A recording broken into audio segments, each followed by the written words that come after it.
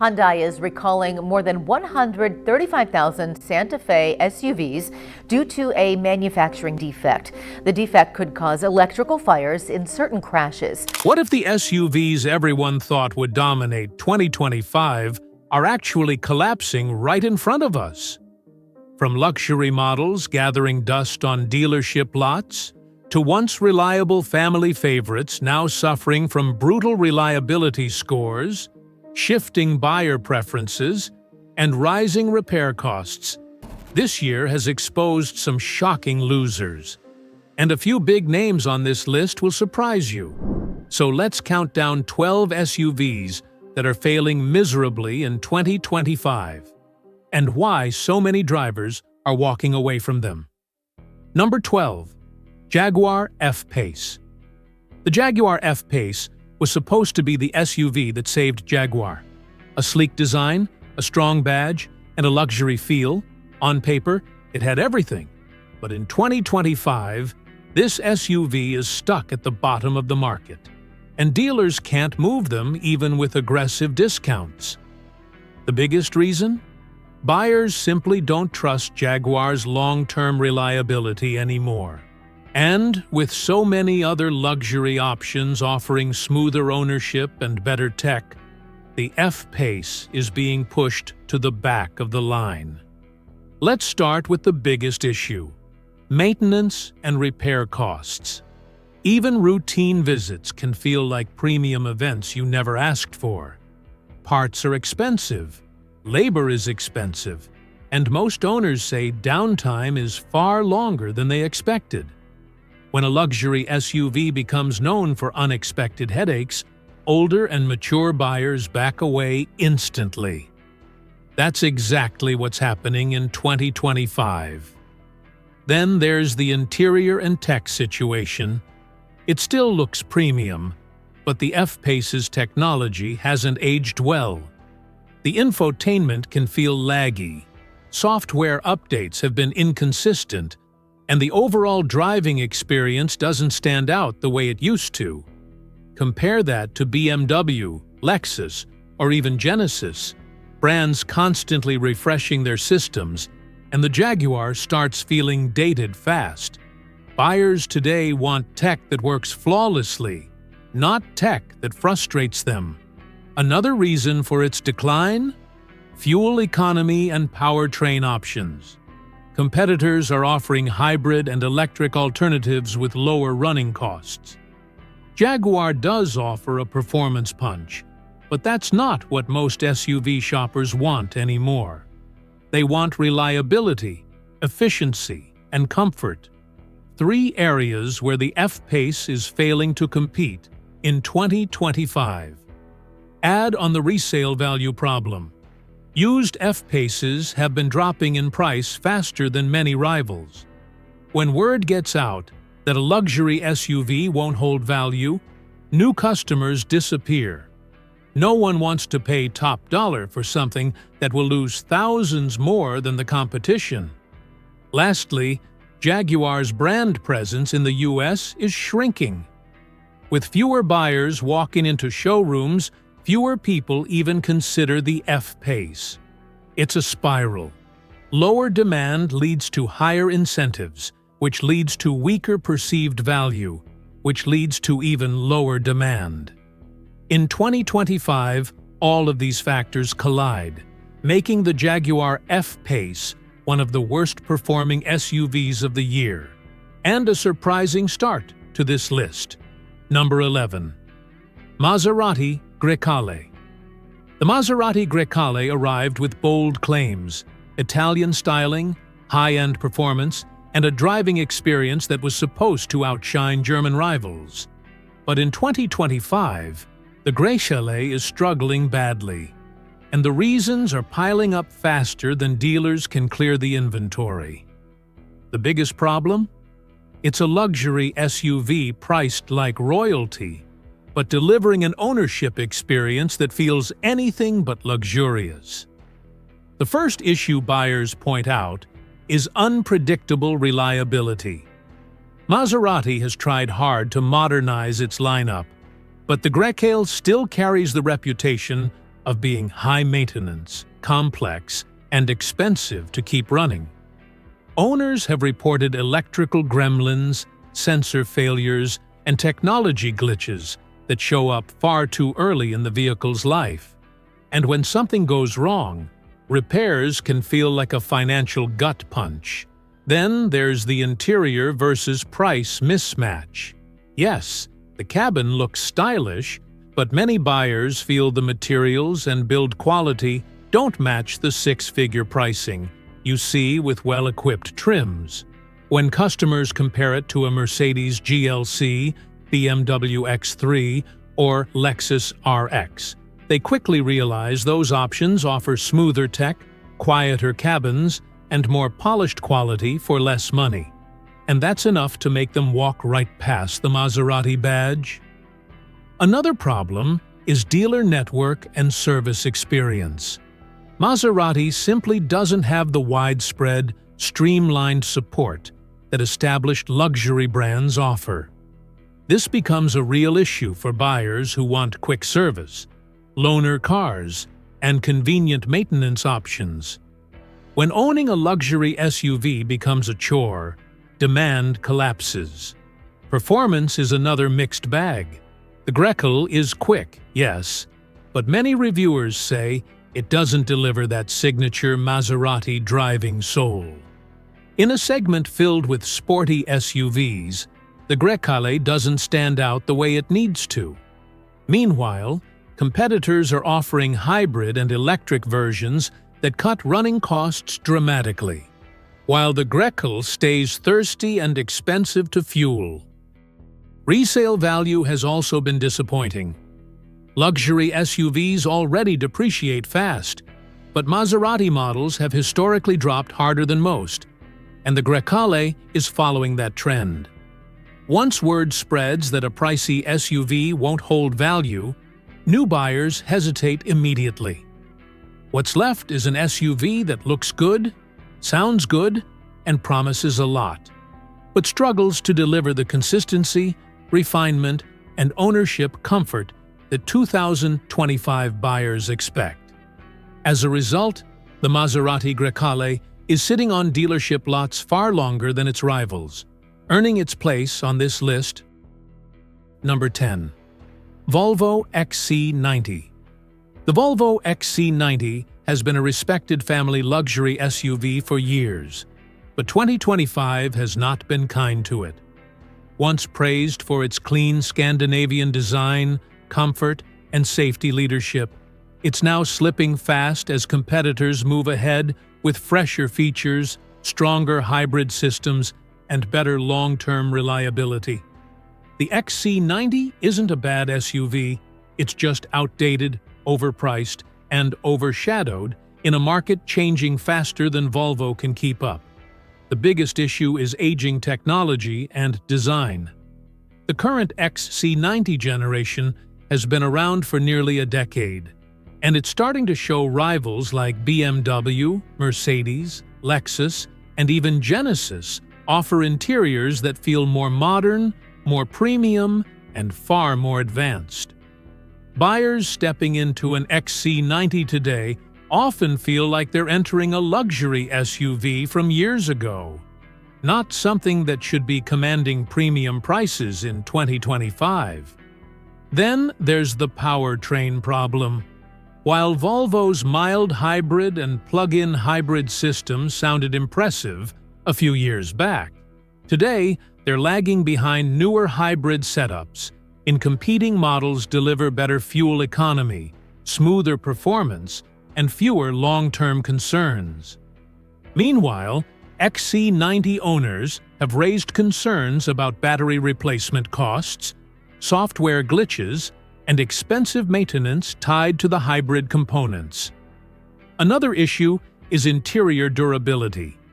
Many owners have reported wear and tear happening earlier than expected, everything from peeling trim pieces to malfunctioning screens. For an SUV marketed as a long-lasting family vehicle, this is a major red flag. Families want something that can take daily use without aging prematurely. The XC90's infotainment system also feels behind the pack. Volvo's vertical touchscreen once stood out, but today it's slower, less intuitive, and missing features that buyers now consider must-haves. Consumers expect fast, seamless interfaces similar to their smartphones, and the XC90's system simply can't compete. Then we have the value for money issue. With prices climbing while updates stay minimal, buyers feel like they're getting less for more. And when a fully loaded XC90 costs as much, or more, than newer, flashier, more reliable alternatives, the decision becomes easy. They buy something else. Finally, resale values are softening. As word spreads that the XC90 is overdue for a full redesign, used prices are dropping faster. That scares off new buyers who don't want to be stuck with a model about to be replaced. So in 2025, the Volvo XC90 finds itself on the wrong side of progress. Still safe, still pleasant, but simply no longer competitive. And that's why it's sinking on the sales charts. Number 9. Jeep Compass.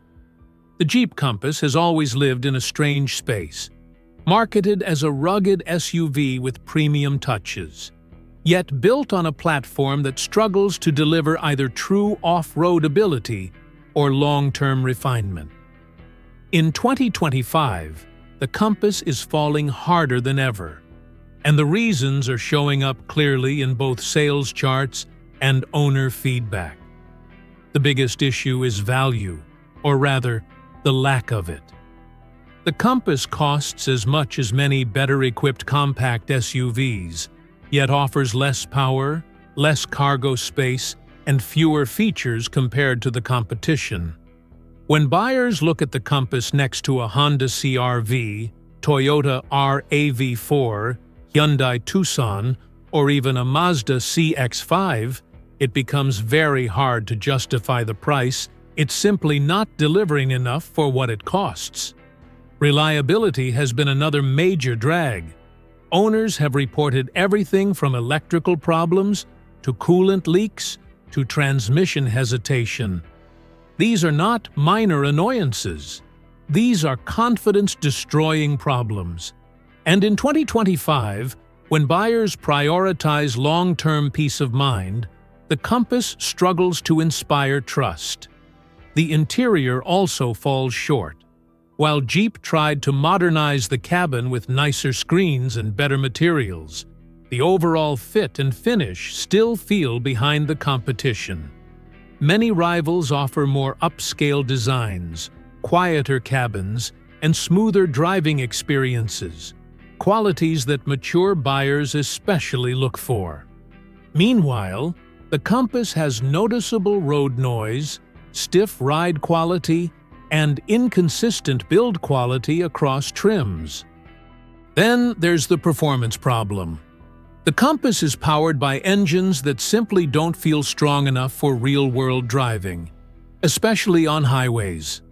Acceleration feels sluggish, and towing capability is limited. Buyers expect confidence and smoothness, and the Compass often feels strained and underpowered. Even its fuel economy doesn't stand out enough to make up for these issues. Dealers are also feeling the pain. The Compass has been stacking up on lots with high days supply, meaning it sits unsold while competitors move quickly. When a model is slow to sell, incentives start piling up. And when incentives pile up, it shows that demand just isn't there. Finally, brand confusion plays a role. Jeep is known for toughness. Wrangler, Gladiator, Grand Cherokee. But the Compass doesn't feel particularly tough or premium. It lives in a middle zone that fails to satisfy either customer group. All of this adds up to a compact SUV that's being overlooked in a very competitive segment. In 2025, the Jeep Compass simply can't match what other brands are offering, and buyers are choosing alternatives in huge numbers. Number 8. Land Rover Discovery. The Land Rover Discovery has always been an SUV with a very specific appeal: luxury mixed with off-road capability. But in 2025, that combination isn't enough to keep it competitive, and the Discovery is struggling harder than almost any other mid-size luxury SUV. The reasons are clear: high ownership costs, reliability concerns, aging design, and a shrinking customer base that no longer sees the value it once offered. First, let's address the elephant in the room: reliability. Land Rover's long-standing struggle with dependability hasn't gone away, and the Discovery continues to be affected.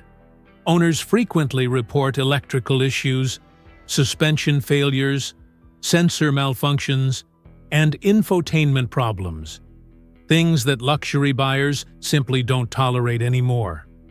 When someone pays premium prices, they expect premium consistency, and the Discovery hasn't delivered that in years. Then there's the cost of ownership, which is among the highest in its segment. Everything from basic maintenance to unexpected repairs can be extremely expensive. Parts aren't cheap, labor is pricey, and the brand's limited dealer network makes service even less convenient. Many mature buyers who once loved the Discovery's character now realize the ongoing expenses just aren't worth it. The third problem is technology and interior aging. While the Discovery still offers a comfortable cabin, it doesn't feel as modern as its rivals. Mercedes, BMW, Lexus, and Genesis have all pushed ahead with more advanced infotainment systems, sharper screens, improved voice controls, and more luxurious materials. Next to them, the Discovery feels a step behind. Not terrible, but not cutting edge. And that's enough to hurt sales in 2025. Another major issue is fuel economy. The Discovery's engines are powerful, but they're thirsty. At a time when buyers are moving toward hybrids, EVs, and fuel-efficient turbo options, the Discovery feels outdated. With gas prices fluctuating and efficiency becoming a priority, fewer people want a luxury SUV that drains fuel so quickly. And then there's the competition problem. The mid-size luxury SUV market is more crowded than ever. With models like the BMW X5, Lexus RX, Genesis GV80, and even the refreshed Acura MDX offering better reliability, more features, and stronger resale value, the Discovery ends up being overshadowed. Even loyal Land Rover fans are shifting to alternatives. Finally, depreciation has hit the Discovery extremely hard. Used values are dropping faster than many rivals, which scares off potential buyers who don't want to lose thousands more than necessary. In 2025, all of these weaknesses collide, leaving the Land Rover Discovery struggling to stay relevant. It's still capable and stylish, but the overall package just doesn't match what today's buyers want or expect for the price. Number 7.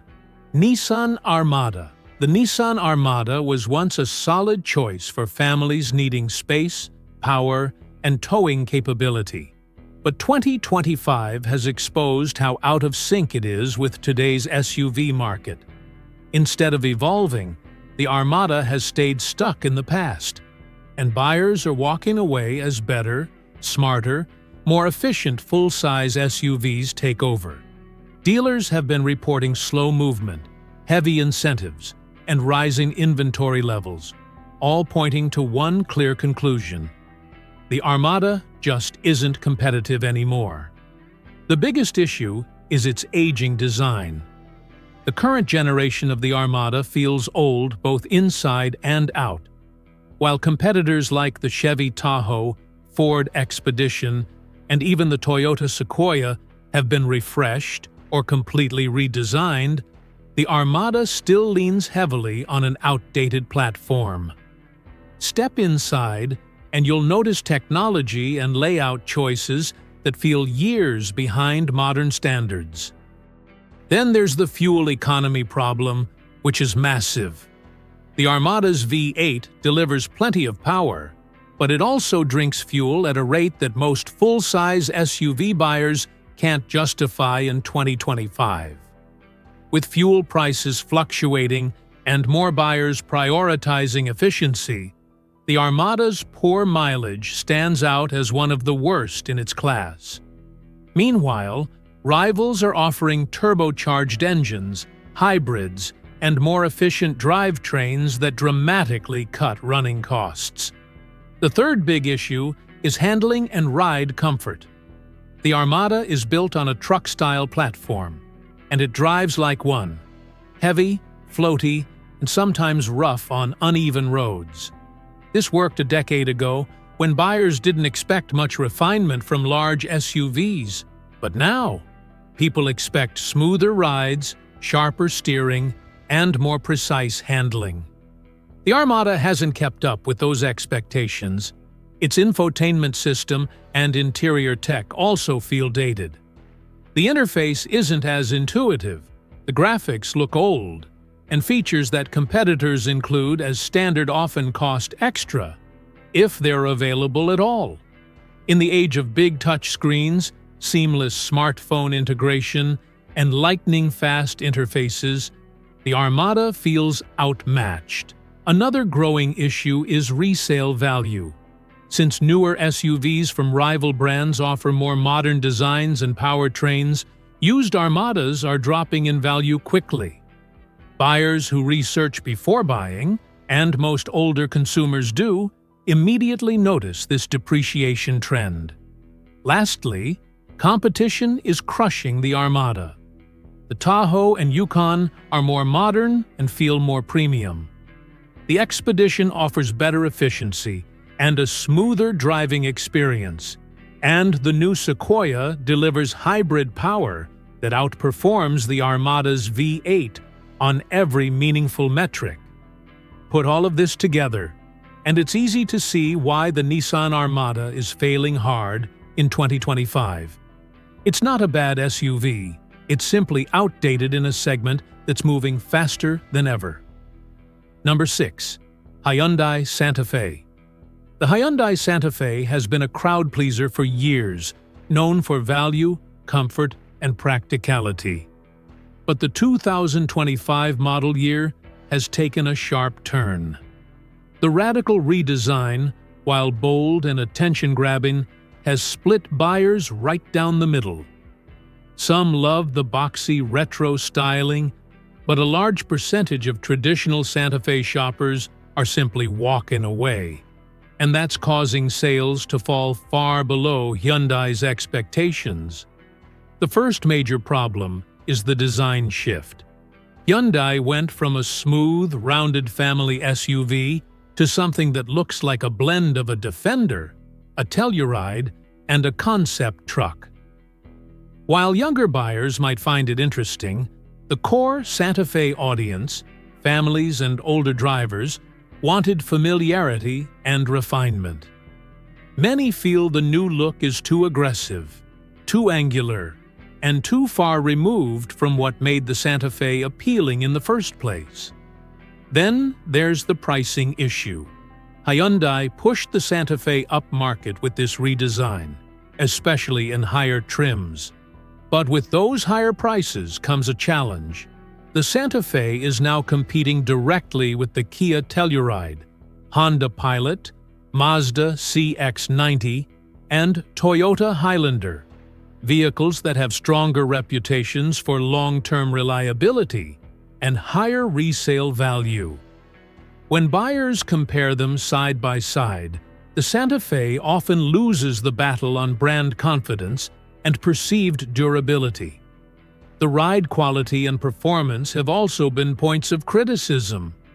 The turbo engines are quick, but the tuning can feel jittery or inconsistent. Some owners say the suspension feels stiffer than before, and road noise is more noticeable. That's a big disappointment for buyers who loved the smooth and quiet comfort of the previous generation. On the technology side, Hyundai did load the Santa Fe with screens, features, and clever storage solutions. But the problem is software reliability. There have been reports of lag, random resets, and connectivity issues early in ownership.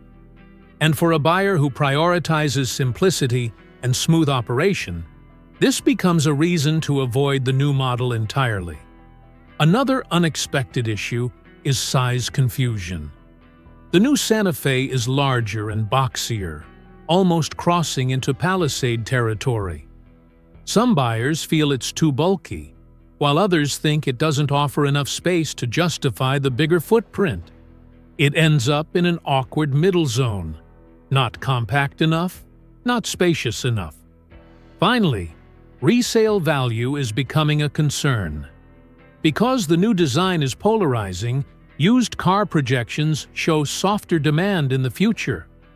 Buyers who research depreciation trends are taking note, and many are simply choosing alternatives that feel more stable and predictable. In 2025, all these factors combine to push the Hyundai Santa Fe into one of its toughest years ever. It's bold, it's flashy, and it's innovative.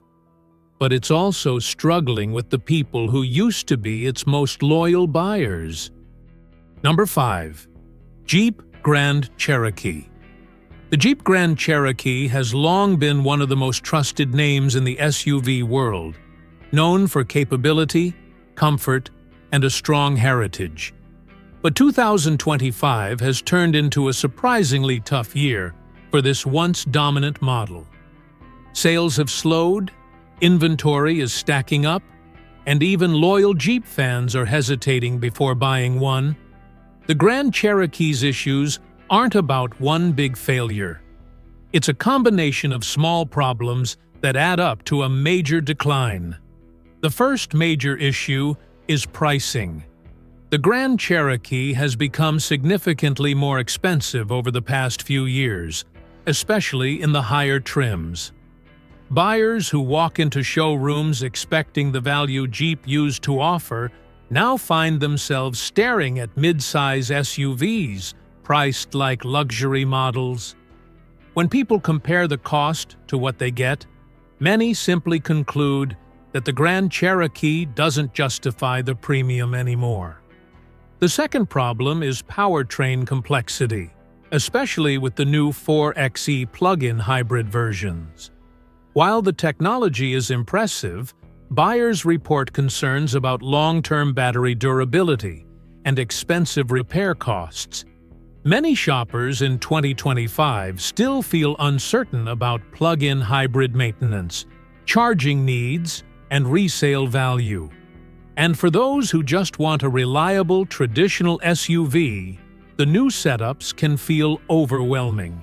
On the traditional gas models, the bigger issue is fuel economy. The Grand Cherokee can feel thirsty, especially with the V6 under heavier loads. With more buyers looking for efficient, low-maintenance SUVs, this becomes a clear disadvantage. Meanwhile, competitors like the Toyota Highlander Hybrid, Honda Pilot, and Hyundai Santa Fe Hybrid offer far better fuel savings with fewer long-term worries. Then, there's the interior tech situation. Jeep packed the cabin with screens, including optional passenger displays, but early feedback shows software hiccups, lag, and random glitches. In a world where buyers expect seamless smartphone-level smoothness, even small tech frustrations stand out. And for older buyers, too many screens can feel cluttered and unnecessary. The Grand Cherokee also suffers from reliability perceptions. Whether fair or not, Jeep continues to battle a reputation for inconsistent long-term durability. Small issues, electronic faults, trim problems, sensor warnings, still show up in owner forums and reviews. In 2025, when buyers have endless choices, even a hint of unreliability pushes them toward safer brands. Another factor hurting sales is competition. The mid-size SUV segment has evolved dramatically. The Kia Telluride, Hyundai Palisade, Toyota 4Runner redesign, Honda Pilot, and Genesis GV80 all offer fresher designs, more efficient drivetrains, smoother rides, and better predicted resale values. The Grand Cherokee suddenly feels caught in the middle. Not the best value, not the best tech, not the most reliable, and not the most efficient. Put everything together, and the Grand Cherokee's decline in 2025 starts to make sense. It's still capable, still comfortable, and still attractive, but in a market this competitive, it doesn't stand out the way it used to, and that's why it's struggling more than anyone expected. Number 4. Audi Q4 e-tron. The Audi Q4 e-tron was supposed to be Audi's big step into the affordable luxury EV space. A practical electric SUV with premium touches and German engineering. But 2025 has turned into a rough year for this model. Demand is soft, dealerships are carrying heavy stock, and buyers are increasingly choosing alternatives. The Q4 e-tron is failing, not because it's a terrible vehicle, but because it falls short in areas that matter most to EV shoppers today. The first major problem is range anxiety combined with real-world performance. On paper, the Q4 e-tron offers competitive range, but owners consistently report that real-world range falls well short of expectations, especially in cold weather, highway driving, or with the AC/heat running. When your EV can't reliably deliver the range that's advertised, trust collapses quickly. With so many competitors now offering stronger, more accurate range numbers, the Q4 e-tron feels outdated from the moment buyers test it. Then there's the charging speed issue. EV shoppers in 2025 want fast, consistent DC charging, especially on long trips. The Q4 e-tron charges slower than many competitors in its price bracket. While brands like Hyundai, Kia, and Tesla have pushed charging performance forward, the Q4 e-tron often feels stuck a generation behind. Slow charging times become a deal-breaker for people planning road trips or depending on fast public chargers.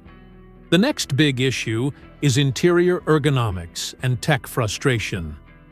Audi's minimalist touchscreen approach has not aged well. Buttons were removed, screens dominate everything, and many owners report lag, software bugs, and menu structures that feel unnecessarily complicated. For older buyers especially, the tech-heavy controls can feel overwhelming rather than intuitive. In a segment where Tesla, Hyundai, and BMW have refined user interfaces dramatically, Audi's setup feels clunky and slower than expected. Another drawback is value for money. The Q4 e-tron's price sits squarely in luxury territory, but the interior materials and overall build quality do not consistently match that price. Hard plastics show up in unexpected areas, road noise is more noticeable than in rivals, and ride comfort can feel choppy on imperfect roads. Several reviewers note that it feels closer to a premium Volkswagen than a true Audi, an immediate turnoff for buyers spending luxury money. Reliability concerns have also surfaced. Early owners report issues with software updates, charging system faults, warning lights, and infotainment crashes. EV buyers want simplicity and predictability. The Q4 e-tron sometimes delivers the opposite. Finally, the competition is overwhelming. The Tesla Model Y, Hyundai Ioniq 5, Kia EV6, BMW iX1, Cadillac Lyriq, and even the Mustang Mach-E outperform the Q4 e-tron in key strengths like range, charging, space, tech, and price. When a luxury EV doesn't lead in any category, buyers move on quickly. In 2025, this combination of weak range, slow charging, dated tech, reliability doubts, and fierce competition has pushed the Q4 e-tron into a steep decline. One of the most surprising EV SUV struggles of the year. Number 3. Volkswagen ID.4. The Volkswagen ID.4 was supposed to be VW's breakthrough electric SUV for the American market.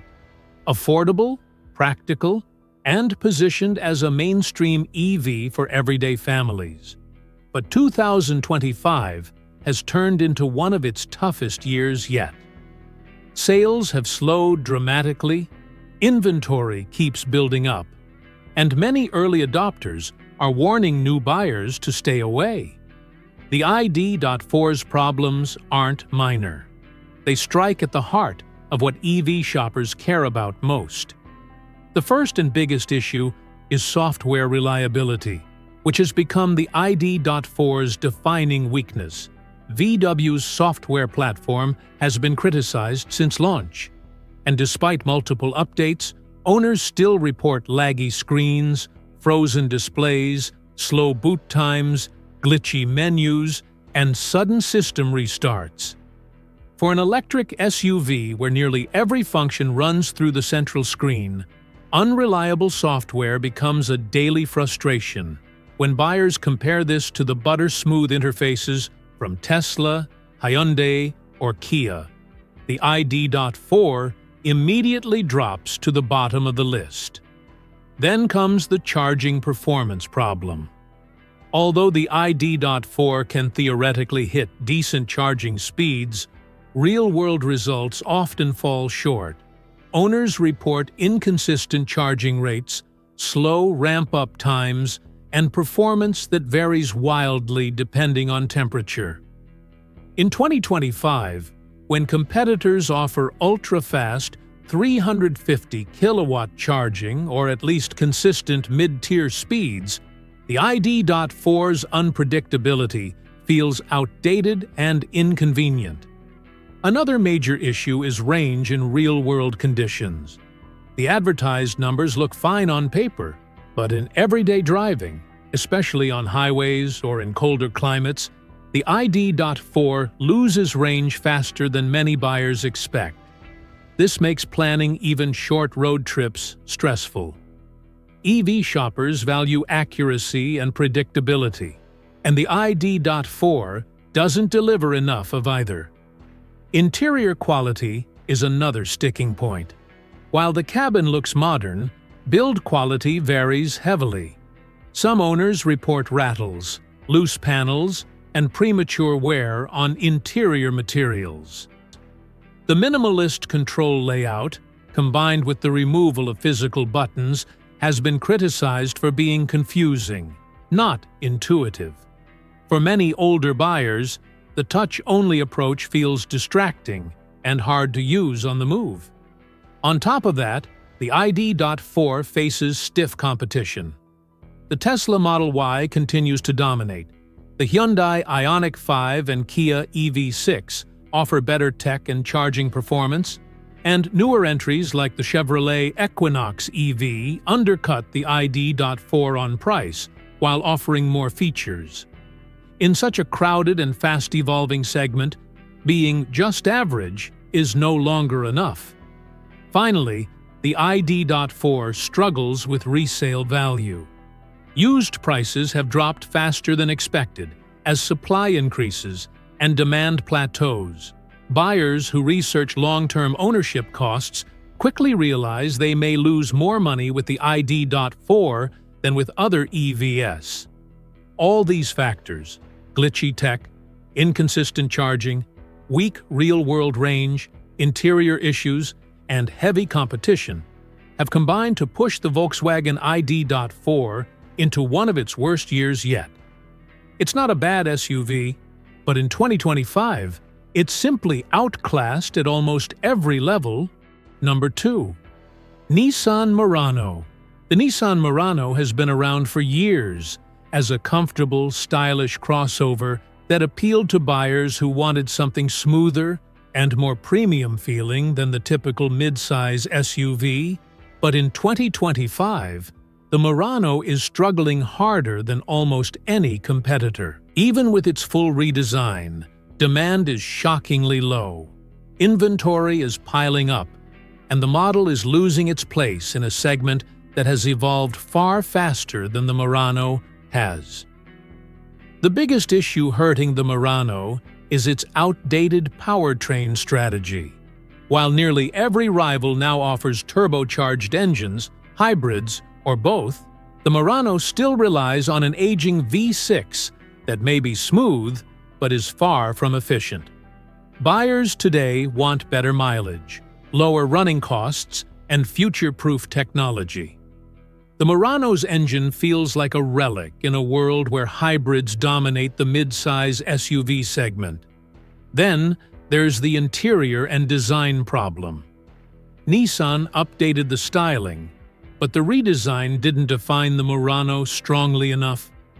In a competitive field filled with bold, modern, and sharp-looking SUVs like the Hyundai Santa Fe, Kia Sorento, Mazda CX-90, and Toyota Highlander, the Murano's new look feels safe, almost conservative. It doesn't stand out, and that's a major issue for an SUV that once sold largely on style inside. The cabin offers comfort, but lacks the wow factor buyers expect at this price point. Many reviewers point out the absence of cutting-edge features that rivals include as standard big screens, next-generation infotainment, advanced safety tech, and premium materials are now table stakes. The Murano checks some boxes, but misses too many others, trying to look modern, but not fully committing. Another challenge is space and practicality. For a mid-size SUV, the Murano falls behind in cargo room, seat configuration, flexibility, and overall utility.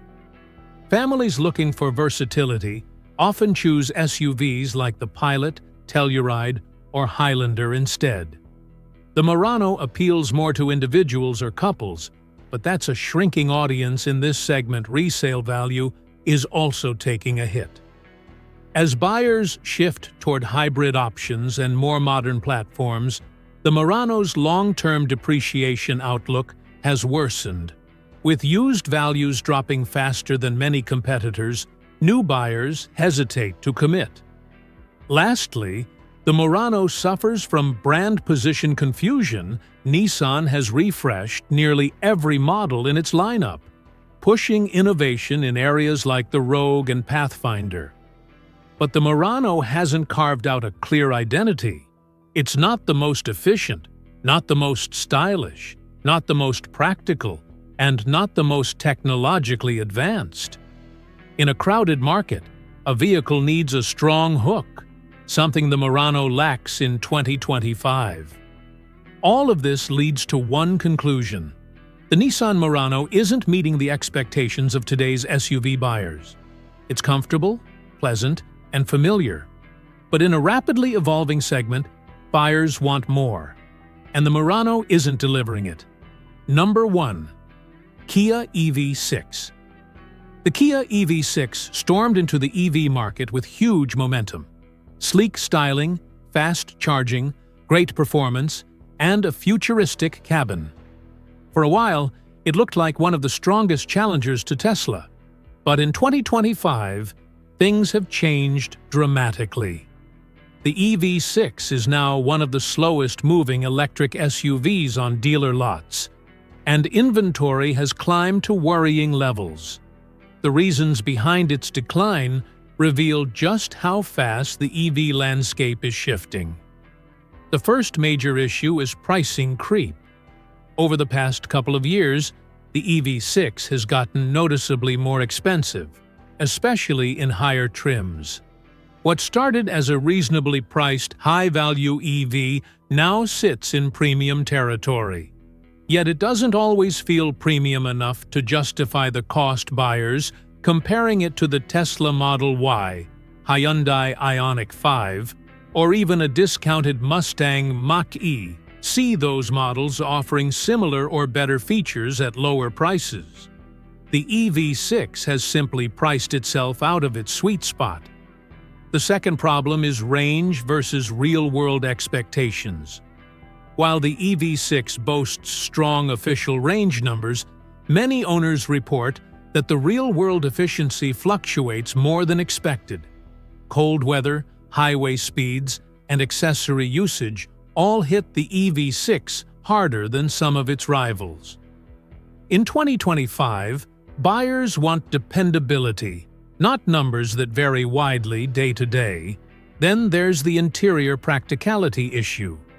The EV6's sporty, low-slung design looks stunning, but it sacrifices some usability. The roofline is lower than most SUVs, rear visibility is tight, and taller passengers may find the rear seats less comfortable. Families who want a traditional SUV often walk away after sitting inside one. Competitors with boxier designs, like the Ioniq 5 or Model Y, feel far more spacious despite identical or smaller footprints. Another growing concern is charging network trust. Kia partnered with various charging providers, but many owners still report inconsistencies, stations not working, slow activation, or reduced peak speeds. With Tesla's supercharger network opening up and delivering world-class reliability, buyers increasingly prefer EVs that tap into that ecosystem seamlessly. The EV6's charging is good on paper, but the real-world experience can be hit or miss depending on region. Reliability concerns have also started popping up. Software glitches, intermittent warning lights, 12-volt battery failures, and screen resets have all been reported by early owners. These aren't catastrophic failures, but in the EV world, even small reliability doubts quickly affect sales. And then there's the competition problem, which is massive. The Tesla Model Y keeps getting cheaper. The Hyundai Ioniq 5 is extremely similar, yet often better priced. The Chevrolet Blazer EV is aggressively marketed. The Cadillac Lyriq undercuts European rivals with luxury value. Even the newer budget EVs like the Equinox EV and Fisker models are stealing attention. Finally, resale value is dropping faster than expected. As new EVs pour into the market and incentives shift, used EV6 prices have softened sharply. Buyers who research long-term cost of ownership immediately notice that the EV6 may lose value faster than many rivals. All these factors – pricing, real-world range, practicality constraints, charging inconsistency, rising competition, and resale declines – have combined to create a challenging year for the Kia EV6. It was once one of the most exciting EVs on the road, but in 2025, it's struggling to maintain its position and move off dealership lots. The SUV world is changing faster than ever. Models that once dominated are now slipping, and brands that felt untouchable are being outpaced by smarter engineering, better value, and rapidly shifting buyer expectations. If there's one lesson from this list, it's that nothing stays on top for long, not in a market this competitive. Before you buy your next SUV, make sure to dig deeper than the badge and the brochure. Look at real-world reliability, resale value, fuel or charging costs, and how each model actually performs for everyday owners. Which SUV on this list surprised you the most? And which one do you think deserved an even higher spot? Let me know in the comments. I read every one. And if you want more breakdowns like this, make sure to check out the next video.